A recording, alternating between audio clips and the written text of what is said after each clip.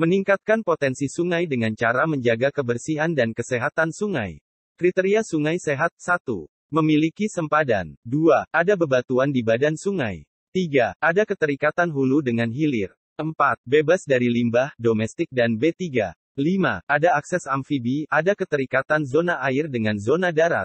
6. Ada ikan, burung, dan hewan lainnya sebagai rantai ekosistem. 7. Tidak ada penghalang bagi ikan, sidat, dan hewan air untuk beraktivitas dan bermigrasi.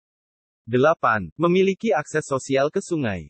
Ciri-ciri sungai bersih. 1. Air bersih dan jernih. 2. Air tidak berbau. 3. Tidak terdapat banyak sampah. 4. Tidak tercemar limbah. 5. Aliran airnya deras. 6. Banyak terdapat hewan air. 7.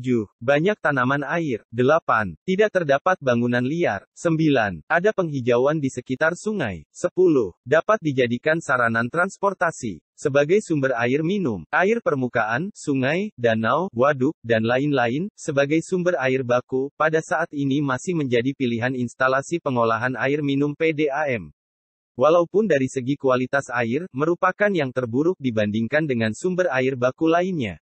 Namun dari segi kuantitas dan kontinuitas masih tersedia dalam jumlah banyak dibandingkan dengan ketiga-tiga sumber air baku yang lain.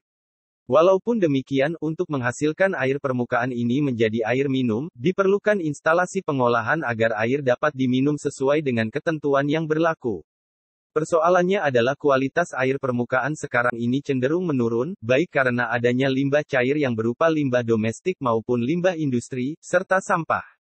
Peningkatan pencemaran air permukaan sudah sangat tinggi, dibandingkan ketika instalasi pengolahan air minum PDAM yang dibangun pada 30 atau 40 tahun yang lalu dengan kondisi kualitas air yang ada pada saat itu.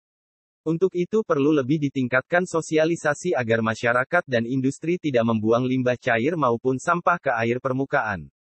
Sebagai sumber irigasi, irigasi merupakan sarana penyediaan air untuk memenuhi kebutuhan bagi pertanian.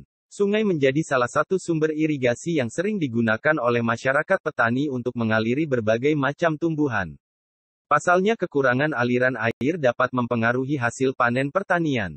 Sebagai pembangkit listrik, manfaat sungai berikutnya ialah dapat digunakan untuk pembangkit listrik.